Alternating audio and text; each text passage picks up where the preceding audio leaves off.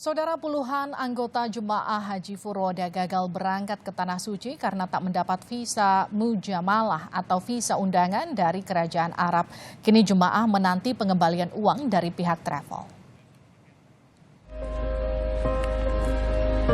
Pakaian dan berbagai perlengkapan untuk bertolak ke Tanah Suci sudah dibawa oleh Dewi. Tentu saja ini bukan nama sebenarnya. Kami sengaja merahasiakan identitas korban demi kenyamanan. Bersama jemaah calon haji Furoda lainnya, Dewi sudah membawa koper dan siap berangkat melalui Bandara Soekarno-Hatta, Tangerang, Banten. Kita dapat WA, diminta datang ke bandara. Pesannya adalah untuk persiapan manasik dan keberangkatan. Ada pula data informasi pesawat, ya? Iya. Informasi pesawat. Jadi semua yang dapat WA tentu ke bandara sesuai dengan permintaan. Itu pagi diminta datang antara jam 10 sampai jam 7 sampai jam 10. Itu di tanggal 28 itu? Itu di tanggal 2 Juli kemarin, ya. Itu berangsur kan, mereka prosesnya keberangkatannya berangsur. Hingga Selasa malam pihak pemerintah Arab Saudi menyatakan pengurusan visa jemaah haji sudah ditutup.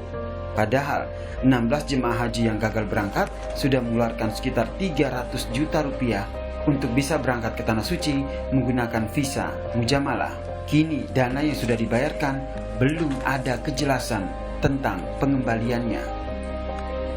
Kementerian Agama dan Konjen RI di Jeddah menegaskan pemberian visa mujamalah sepenuhnya kewenangan Kerajaan Arab Saudi kepada siapapun yang dikehendaki. Pemerintah Indonesia dalam hal ini Kementerian Agama, Kementerian Luar Negeri sama sekali tidak punya akses untuk mengetahui siapa yang diberikan visa atau undangan raja ini. Itu prinsipnya, ya.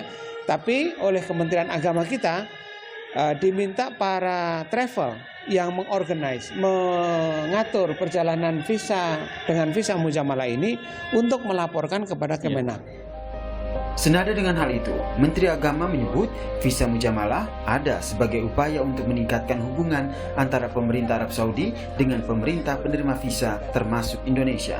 Namun pemerintah Indonesia tidak memiliki akses sama sekali untuk mengelola visa mujamalah.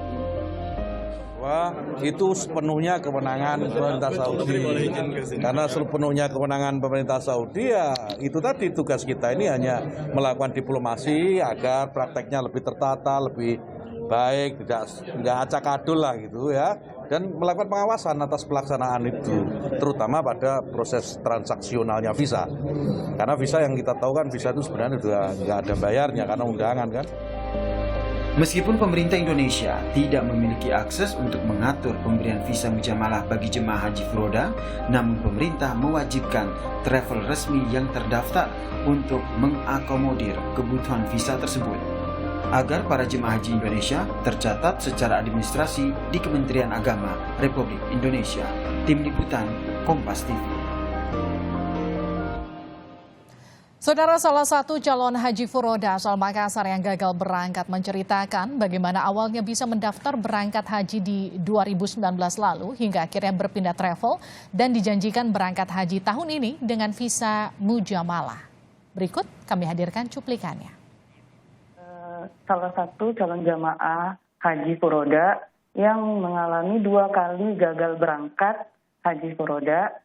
Untuk travel yang pertama itu saya mendaftarkannya di travel karena saya berasal dari Kota Makassar, saya mendaftarkannya di travel Kota Makassar yang mana ada kantor pusatnya di Jakarta.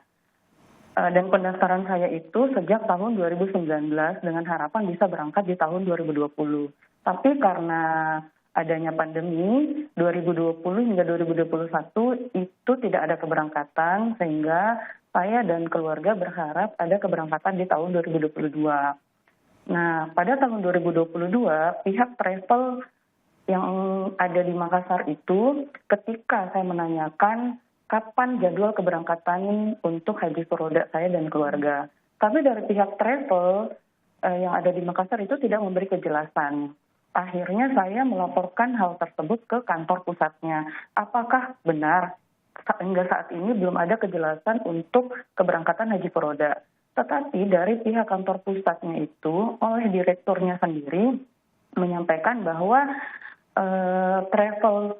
travelnya itu tidak menerima pendaftaran haji. Pas pertama itu total kurang lebih 880 juta untuk 5 orang keluarga saya.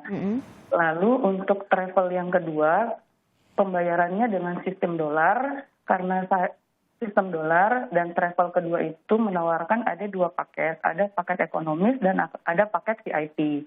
Nah, saya mengambil paket VIP dengan harga $17.500.